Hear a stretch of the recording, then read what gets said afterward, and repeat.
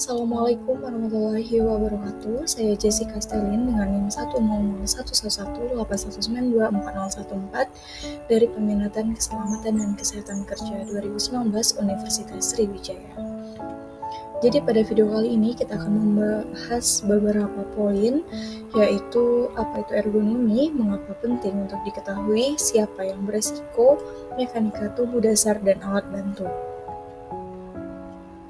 Nah, jadi langsung saja, ergonomi itu berasal dari dua kata, yaitu ergon dan nomoi. Nah, arti ergon itu artinya bekerja dan nomoi artinya hukum. Nah, dapat disimpulkan bahwa ergonomi merupakan ilmu yang mempelajari atau berusaha menyesuaikan antara pekerjaan atau kondisi kerja agar sesuai dengan pekerja. Mengapa sih ilmu ergonomi itu penting? Nah, menurut Bureau of Labor Statistics, itu terdapat 200.000 lebih karyawan di fasilitas pelayanan kesehatan itu terkena cedera atau penyakit akibat kerja. Maka dari itu, kita perlu mempelajari atau mengetahui ilmu ergonomi untuk mengurangi cedera tersebut. Sebenarnya, cedera itu dapat terjadi pada siapapun dan dimanapun. Namun, kita tetap terus waspada untuk terus melakukan pencegahan, karena pencegahan itu lebih baik daripada mengobati. Seperti yang kita ketahui juga bahwa kompensasi pekerja itu terkadang tidak sesuai dengan resiko yang didapat oleh pekerja akibat pekerjaan yang dia lakukan. Nah, selanjutnya mekanika tubuh. Nah, pendidikan mekanika tubuh ini harus dilakukan, diketahui, dan diterapkan. Tidak hanya di tempat kerja saja, tetapi pada semua kegiatan yang dilakukan dan dimanapun. Karena Anda dapat melukai diri sendiri di mana saja dan kapan saja. Dan resiko terjadinya cedera atau bahaya itu dapat terjadi dimanapun, tidak hanya di tempat kerja.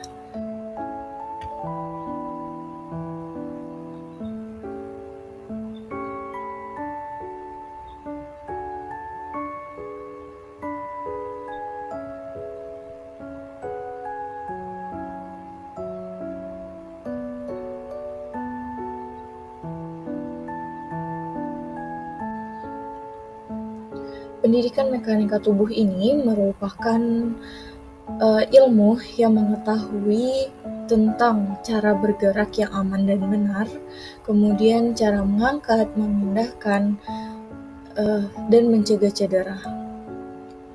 Nah, cedera yang bisa atau mungkin saja terjadi itu misalnya nyeri punggung bawah, robekan rotator cuff atau bahu, kelelahan kerja, ketegangan otot, atau cedera pasien.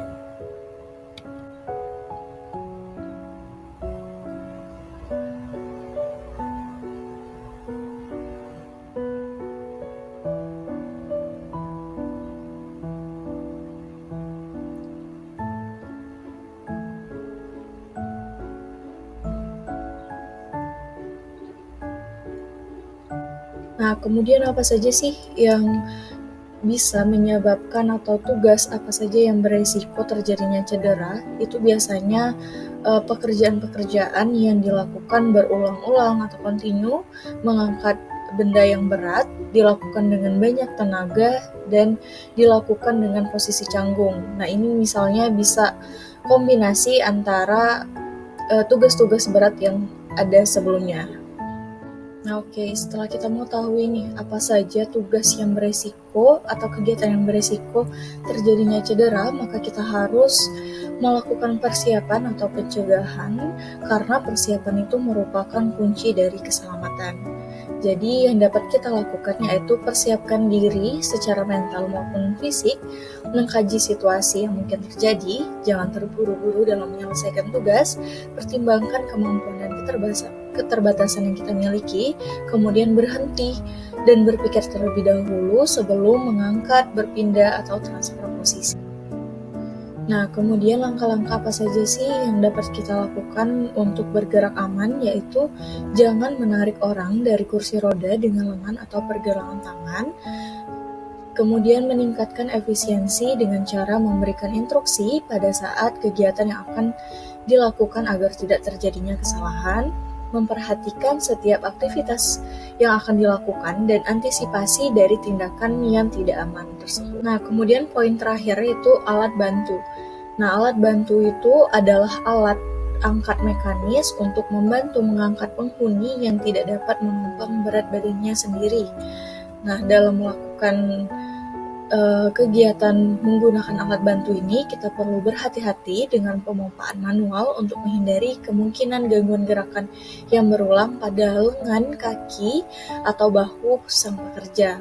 Kemudian cara menggunakan alat bantu yang benar, yang pertama, gunakan alat penyangga yang lebar dengan posisi kaki yang tepat dan angkat dengan otot kaki dan lengan yang besar.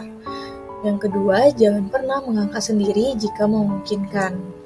Yang ketiga, ketahui peralatan Anda, terutama bagaimana dan kapan menggunakan alat mekanis dan alat bantu tersebut.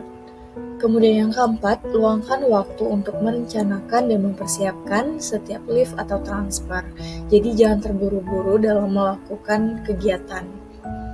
Nah, yang terakhir itu angkat beban berat dengan tubuh, tidak ada pembengkokan atau putiran tulang belakang, berhenti kemudian putar dengan putaran seluruh tubuh.